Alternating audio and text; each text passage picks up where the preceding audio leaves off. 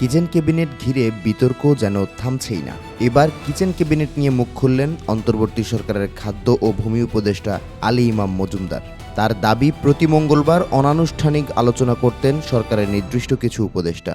সম্প্রতি online platform চর্চায় এক অনুষ্ঠানে যোগ দেন আলী ইমাম মজুমদার। এ সময় তিনি জানান, সংবিধান মেনে কাজ করতে শপথ নিয়েছিলেন তিনি। সংবিধানে উল্লেখ রয়েছে প্রজাতন্ত্রের কাজ কিভাবে রাষ্ট্রপতি তা বিধি দ্বারা নির্ধারণ করবেন। তবে প্রতি সপ্তাহের মঙ্গলবার কিচেন ক্যাবিনেটে অনানুষ্ঠানিক আলোচনা হতো। কারা এই বৈঠকে থাকবেন তা নির্ধারিত ছিল। তার দাবি, সব সরকারের মধ্যেই ইনার বা অভ্যন্তরীণ গ্রুপ থাকে, তবে অনানুষ্ঠানিক এই বৈঠক নিয়ে কোনো গেজেট জারি করা হয়নি। সাবেক এই উপদেষ্টা জানান, মন্ত্রণালয় কাকে কোথায় বদলি করা হবে তার চূড়ান্ত সিদ্ধান্ত নেয়ার কথা প্রধান উপদেষ্টার। তবে এমন ব্যক্তিদের নিয়োগ দেওয়া হতো যাদের মন্ত্রণালয় পরিচালনার কোনো অভিজ্ঞতাই ছিল না। পররাষ্ট্র মন্ত্রণালয়ের ক্ষেত্রে এমনটা হয়েছিল বলে দাবি করেন আলী ইমাম মজুমদার। অন্তর্বর্তী সরকারে বিভিন্ন ডিসিপ্লিন থেকে মানুষ নিয়ে আসা হয়, ফলে সরকার পরিচালনা ভয়াবহ, চ্যালেঞ্জিং এবং ভীষণ কঠিন বলে মন্তব্য করেন তিনি। সরকারের ভেতর আরেকটি সরকার কিচেন ক্যাবিনেট নামে পরিচিত।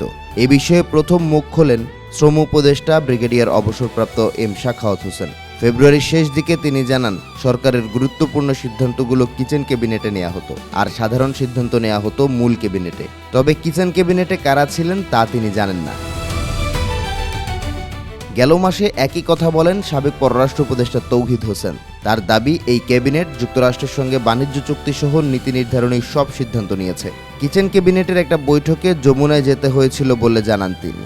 নাম প্রকাশে অনিচ্ছুক একাধিক সূত্র জানায়, এই ক্যাবিনেটে যুক্তরা হলেন আসিফ নজরুল ইসলাম, রিজওয়ানা হাসান ও আসিফ মাহমুদ সজীব ভুঁইয়া। যদিও নিজের সম্পৃক্ততার কথা অস্বীকার করেন এনসিপি নেতা। যুক্তরাষ্ট্রের সঙ্গে বাণিজ্য চুক্তির বিষয়ে তৎকালীন নিরাপত্তা উপদেষ্টা খলিলুর রহমানকে দায়ী করেন তিনি।